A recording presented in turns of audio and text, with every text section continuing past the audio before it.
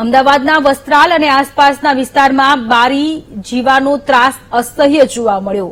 સવારે અને સાંજે બારીક જીવાને કારણે વાહન ચાલકો રીતસર મચ્છરદાની ઓઢી વાહન ચલાવવા માટે મજબૂર બન્યા છે। આંખો, નાક અને મોઢામાં સતત આ બારીક જીવાત જવાથી એક બાજુ અકસ્માત તો બીજી બાજુ રોગચાળો ફેલાવવાની પણ દહેશત ઉભી થઈ છે। સ્થાનિકો આ જીવાતને મચ્છી તરીકે ઓળખે છે।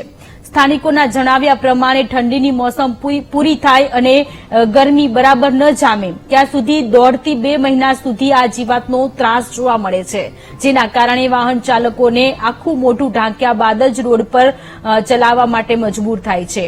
વસ્ત્રાલ, હાથીજણ સહિતના વિસ્તારોમાં આ સમસ્યાને લઈ અનેક લોકો દિવસમાં 2 વખત ખારા લીમડાનું ધૂપ કરી રહ્યા છે। જોકે ભેજ અને પાણીથી આકર્ષાતી આ જીવાતને ફોગિંગથી નિયંત્રિત કરવાની માંગ ઉઠી છે।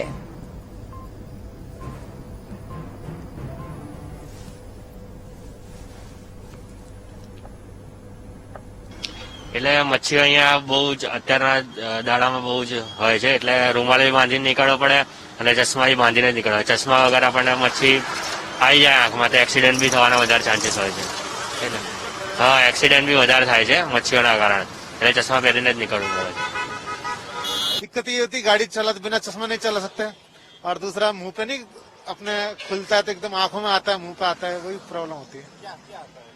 ये बारीक बारीक कीड़े, मक्खी, हाँ बारीक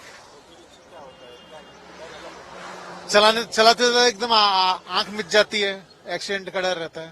सिटी में ज्यादा है क्या, कहाँ पे? ये आउटसाइड ही ज्यादा है, हाँ सिटी में नहीं है। આંખમાં મચ્છરીઓ બહુ પડે છે અત્યારે, અને આંખમાં પડે પછી આંખમાં આમ દી કરીએ ને તો લાઈ ભરે છે, વધારે પડતી જ પડે છે। ના, રૂમાલ તો આમ તો મચ્છીના કારણે જ વધારે મોંમાં બી જતી રહે છે, એટલે માથું પડે છે। એક્સિડન્ટ થાય છે ને, આંખમાં પડે એટલે એના કારણે એક્સિડન્ટ થાય। હાથીજણની આજુબાજુમાં આવેલ ખેતીમાંથી રેડાનો પાક છે, એ બધામાંથી જે મચ્છીનો ઉપદ્રવ થાય છે તે ગામ બાજુ પવનનો વેગે આવી ગયો છે, જેના કારણે ગામમાં ઘણી બધી મચ્છીનો પ્રોબ્લેમ થયો છે। બાઇક લઈને નીકળવું હોય તો જો પેલો ભાઈ જાય, બાઇક લઈને ચશ્મા ફરજિયાત રાખવા પડે છે।